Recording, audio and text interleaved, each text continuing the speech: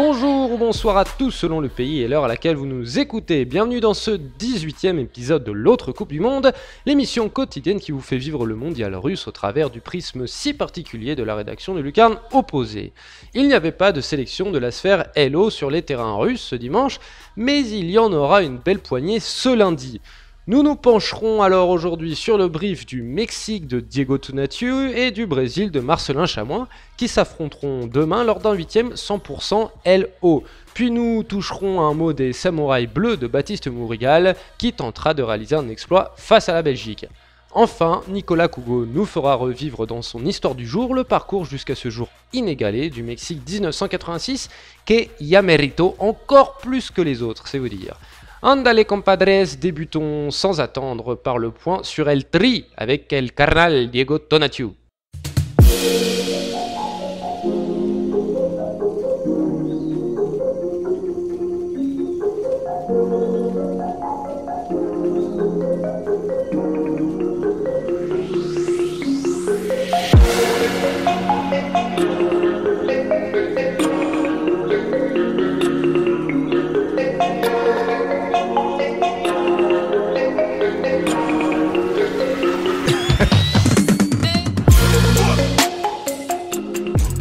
Hola Diego, ¿qué onda, güey?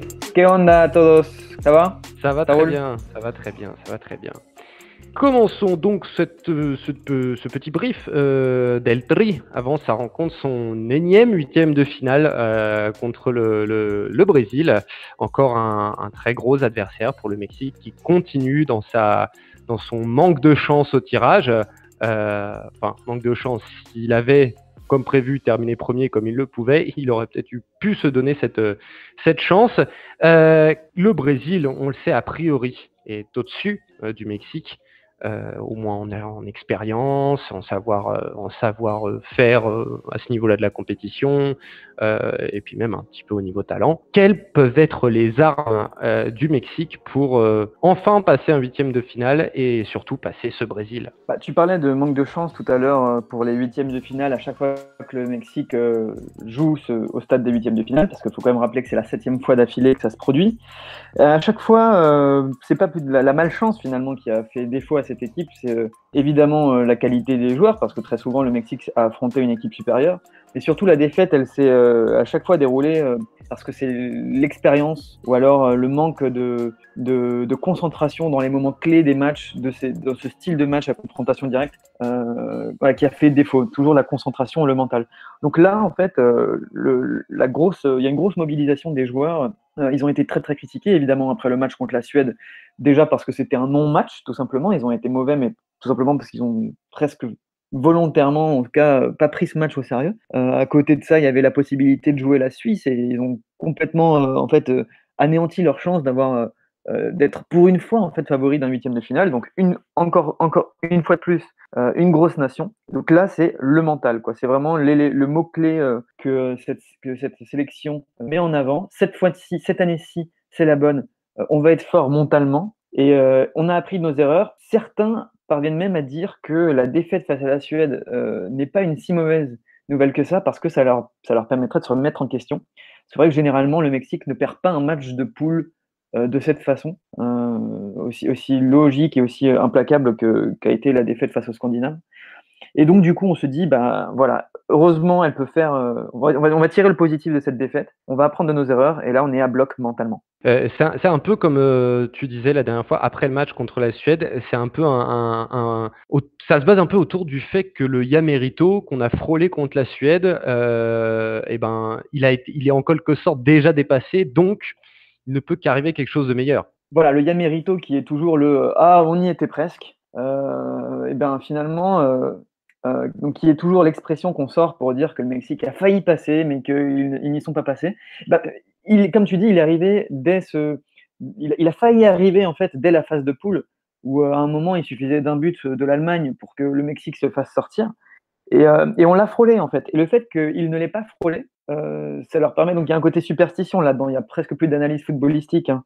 Même si on peut quand même parler du mental, et donc du coup c'est un élément clé. Oui, le Yamerito est passé tout proche, ils ne l'ont pas vécu, et en fait c'est la première fois qu'ils ne l'ont pas vécu. L'autre analyse qu'il y a eu à la fin du match, c'est oui, on a joué comme des merdes, Et on a failli se faire éliminer, mais pour une fois, on a eu de la chance en fait finalement, parce que l'Allemagne, qui était grande favorite du match contre la Corée, n'a pas gagné. Et on va pas se plaindre pour une fois qu'on a eu un peu de chance et que pour une fois on s'est pas fait éliminer au Yamerito. C'est Voilà. sûr. Et le Brésil et le Mexique ne se sont, je ne crois pas dire de bêtises, jamais affrontés dans une Coupe du Monde. Mais dans d'autres compétitions internationales comme la Coupe des Confédérations Oui, par exemple les ouais, JO, les Jeux Olympiques de ouais. Londres. Voilà, des compétitions de jeunes. Et le résultat le plus souvent été en faveur des Mexicains. Est-ce que ça peut jouer Bah, mentalement? c'est ce que je t'expliquais, c'est que l'autre élément sur lequel ils se basent, les Mexicains, pour être optimistes et en tout cas pour essayer de sortir de l'avant, parce que le Mexique va essayer de jouer hein, quand même. On parle quand même d'une composition plutôt avec trois centraux et deux latéraux, mais ça risque de quand même jouer. Il va y avoir au moins quatre joueurs offensifs. Et donc du coup, l'espoir réside aussi dans le fait que le Mexique n'a pas un palmarès fabuleux en termes de sélection nationale, surtout avec l'équipe A. Mais quand on regarde le palmarès du Mexique récent surtout, je ne considère pas la Copa Oro comme un palmarès fiable, mais en tout cas, Coupe des Confédérations 1999, victoire en finale contre le Brésil de Ronaldinho, une finale à l'Azteca qui se conclut sur le score de 4-2. 2005, c'est la génération dorée de Giovanni et Carlos Vela, victoire contre le Brésil en finale des U17 3-0. Et récemment, il y a 6 ans, JO de Londres. Donc c'est la génération des Hector Herrera et compagnie qui battent le Brésil 2-1 en finale. C'était l'équipe de Neymar, de Thiago Silva.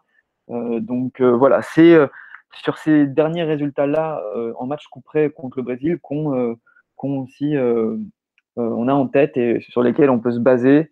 En tout cas, les joueurs veulent se baser et tout le monde veut se baser pour réaliser l'exploit d'éliminer le Brésil, qui qui était déjà le favori après au Hmm. début de la Coupe du Monde et après l'élimination de certains gros derrière, L'est encore plus. l'est encore plus. Voilà. Mm.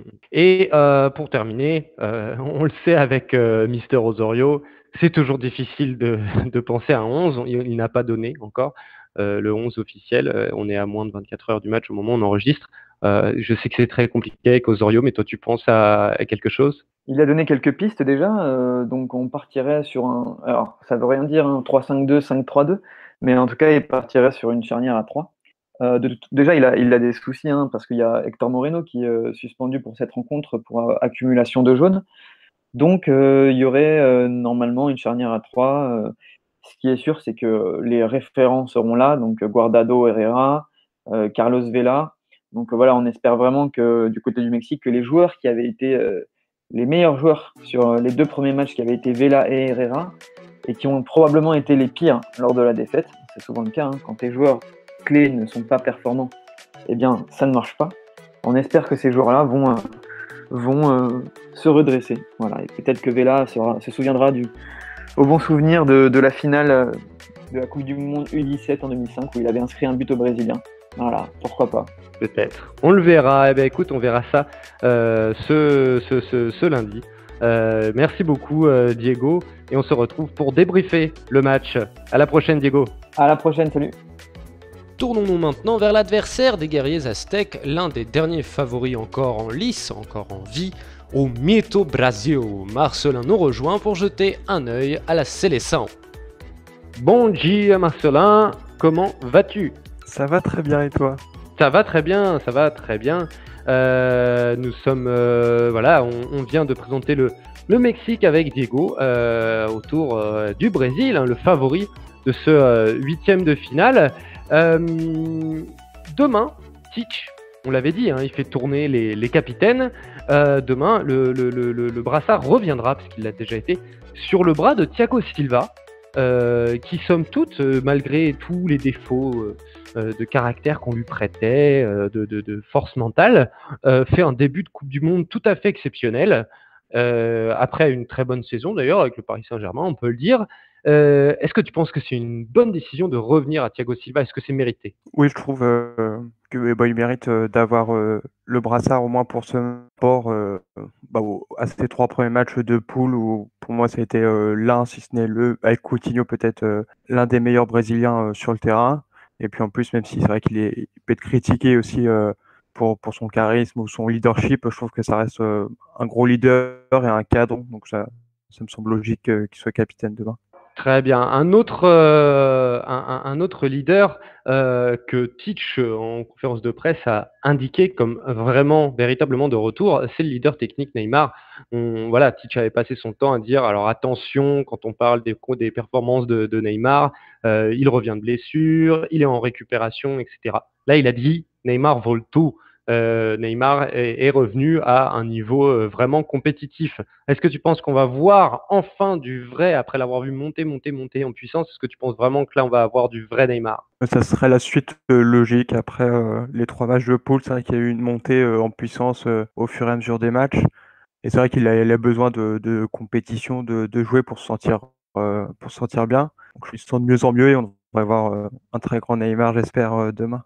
Et un autre leader qui, en revanche, lui, sera sur la touche, c'est Marcelo, que l'on a vu sortir du terrain contre la Serbie. Marcelo a tenté de s'entraîner un petit peu, il a fait un point avec Titch et finalement ça va pas le faire. Ce sera donc Filipe Luis qui sera reconduit. Donc au final, le Brésil va s'avancer dans ce 8e avec ses 2 latéraux remplaçants, Fagner et Filipe Luis.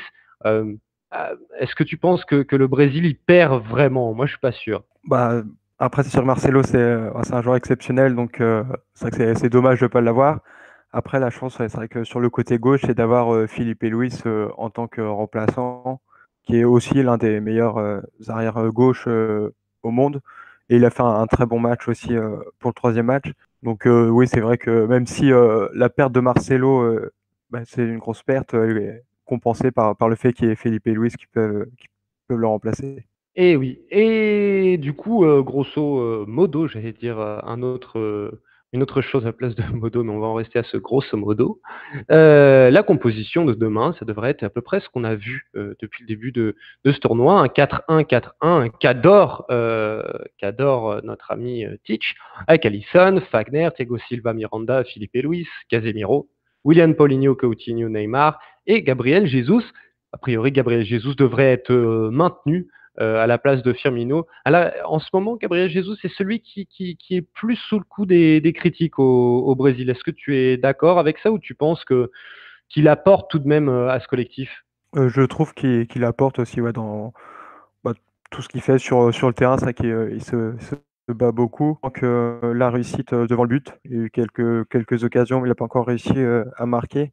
Et je pense que ça peut me permettre, un but pourrait permettre de se libérer. Mais ouais, même sans ce but pour l'instant, je le trouve toujours très intéressant dans le jeu, que Firmino sur le banc pourrait aussi jouer à ce poste-là. En revanche, parlons un petit peu de la presse. Moi, il y a un truc qui m'a un petit peu choqué. Depuis le début de la Coupe du Monde, et là on commence à arriver à un 8e, tu pourrais t'attendre à un comportement différent. La presse, et globalement les Brésiliens, ne parlent absolument pas de leur adversaire.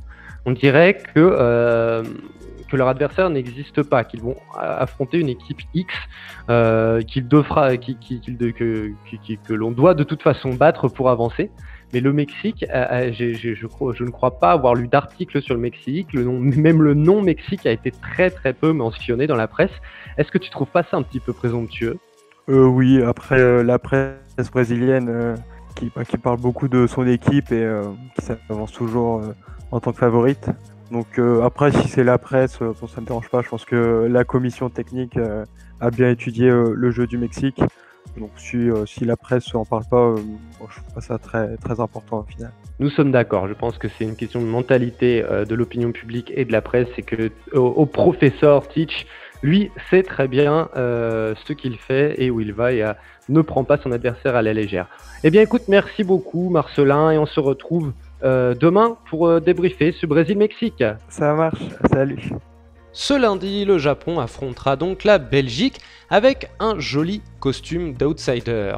Malheureusement, notre cher Baptiste Mourigal rejoint Farouk Abdou au rang des victimes de problèmes techniques et nous n'entendrons pas sa douce voix aujourd'hui. Mais il a tout de même tenu à vous faire passer quelques infos que je vous transmets ici. Concernant l'opinion japonaise et l'état d'esprit, Baptiste nous explique que la presse y croit forcément, car les 2 premiers matchs ont laissé apparaître de bonnes choses. Le 3e est considéré comme une anomalie, la défaite donc. Nishino a reconnu en conférence de presse qu'il n'était pas fier du jeu proposé par Sezouai, notamment en fin de match où le Japon refusait totalement le jeu, mais qu'ils avaient été obligés de jouer ainsi pour sécuriser la qualification. Mais ils ont bien conscience qu'en face les Belges sont très solides, ils ont en mémoire d'ailleurs le match amical de l'an dernier où le Japon avait perdu 1-0. Le Japon n'a rien à perdre, et en être arrivé là est déjà une belle performance, ils donneront donc leur maximum tout en sachant que la tâche est ardue. Sur le plan tactique, selon Baptiste, Nishino devrait revenir à un 4-2-3-1 aperçu lors des 2 premiers matchs avec le retour des titulaires comme Shoji, ACB ou Kagawa. Comme pour la Corée face à l'Allemagne, les Belges auront le ballon, et les Japonais tenteront de le récupérer et de se projeter très vite vers l'avant en profitant des espaces. Pour Baptiste, l'important pour les Japonais sera de marquer en premier pour avoir encore plus d'espace derrière. Mais il faudra une super défense et des attaques rapides, efficaces pour réaliser l'exploit. Kagawa sera l'essentiel dans l'organisation et les attaquants ne devront pas se louper. Retournons maintenant au Mexique, et doublement d'ailleurs, car dans son histoire du jour, Nicolas Cougo nous replonge dans le parcours d'El Tri dans son mondial à elle en 1986.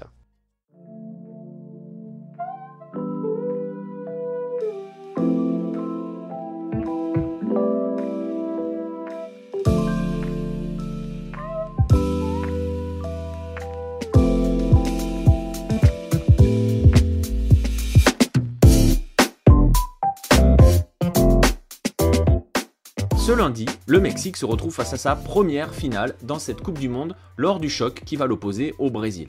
Oui, j'ai bien dit sa première finale, car non seulement l'objectif annoncé par son sélectionneur Juan Carlos Osorio, à savoir 5 matchs, passe par une victoire évidente lors du 4e, mais surtout parce qu'un quart de finale signifierait que le Tri a enfin vaincu sa malédiction. On l'a répété tout au long de nos émissions et dans nos écrits, si le Mexique se qualifie toujours pour les 8e de finale d'une Coupe du Monde depuis 1994, il n'arrive jamais à les franchir. La faute à quoi ? Diego Tonatiuh Calmar vous a souvent parlé du Ya Merito, cette malédiction classique au pays, celle qui veut qu'à chaque fois qu'il peut, finalement il n'y arrive pas, cette malédiction qui se matérialise dans une séance de tir au but raté face à la Bulgarie en 94, dans une impensable remontada allemande en 98 alors que le match paraît sous contrôle, dans un match incroyablement perdu face aux voisins États-Unis en 2002, dans une volée magique de Maxi Rodriguez en 2006 ou dans un penalty fantôme de Robben en 2014. Bref, une multitude de fautes à pas de chance qui ont parfois fracassé les rêves d'équipes pourtant souvent armées pour aller bien plus loin. Et pourtant, dans l'histoire, le Mexique est déjà allé plus loin, à 2 reprises, une marche au-delà, un 5e match donc. À 2 reprises, je disais, à chaque fois à la maison, en 1970 et la dernière fois en 1986. La Coupe du Monde de 1986 devait se dérouler en Colombie, mais d'une part le passage à 24 et surtout les difficultés économiques connues alors au pays des cafeteros avaient contraint le pays à renoncer et donc la FIFA a trouvé une solution de repli qui fut le Mexique. À la tête des Pumas de la fin des années 70 presque au milieu des années 80, Bora Milutinovic était alors le sélectionneur du Tri depuis 1983 pour être précis, et avait donc pour première mission de parvenir à construire une équipe à une époque où la rivalité entre les 2 géants locaux, l'América et les Chivas, était souvent synonyme de baston mémorable et rendait la tâche bien compliquée. Alors Bora ne s'est pas pris la tête, je le disais, ancien coach des Pumas. Il a pris 6 joueurs du club universitaire qui sont venus épauler Hugo Sanchez, un ancien de la maison, a articulé la sélection autour de ces joueurs-là et a ramené 5 aigles de l'América et un seul joueur venu de Chivas, Fernando Quirarte. Alors évidemment, à l'époque, les supporters des Chivas sont furieux de ce choix, un seul de leurs représentants. Ils le sont au moins autant qu'ils le sont cette année avec Osorio, puisque lui n'en a tout simplement pas pris un seul. Bref, détail amusant, c'est le Chivas, Quirarte, qui va inscrire le tout premier but mexicain de cette Coupe du Monde face à la Belgique. Le Mexique s'impose face au Diable Rouge, va être ensuite accroché par le Paraguay et va enfin se défaire de l'Irak pour prendre la première place du groupe. Une fois encore d'ailleurs, grâce à Quirarte. Et voilà donc notre Tri en 8e de finale de la Coupe du Monde, de sa Coupe du Monde, face à la Bulgarie. Alors ce 8e de finale, le Mexique va le dominer, mais Negrete, Sanchez ou Boy vont longtemps buter sur l'excellent Borislav Mikhailov, dernier rempart bulgare, une vraie légende au pays qui est tout simplement aujourd'hui le président de la fédération bulgare. Et il faudra donc un moment de grâce pour libérer l'Azteca, ce moment, ce sera l'envolée mythique de Manuel Negrete, le petit numéro 22 venu des Pumas, qui après une combinaison aérienne avec Javier Aguirre, va tout simplement signer un ciseau parfait qui va tromper Mikhailov.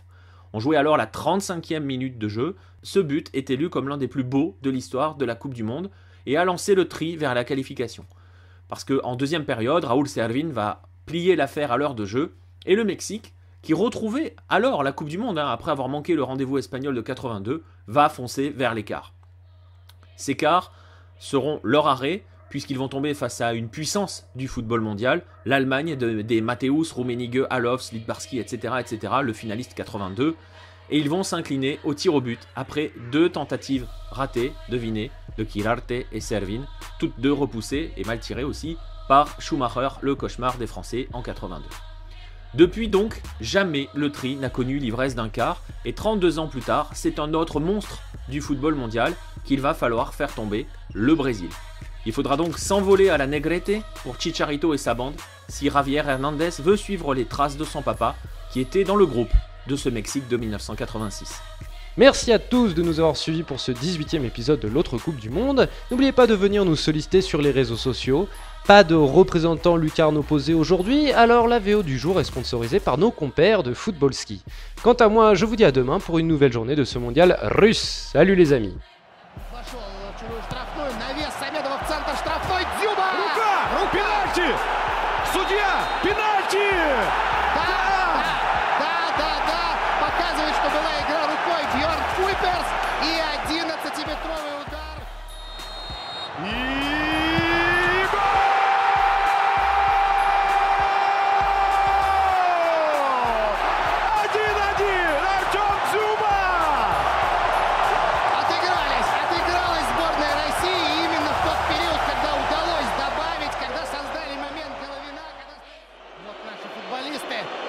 Аспас с левой собирается бить. Тимофеев занял место на линии ворот. Разбег Аспаса. Гол! Нет! Это четверть!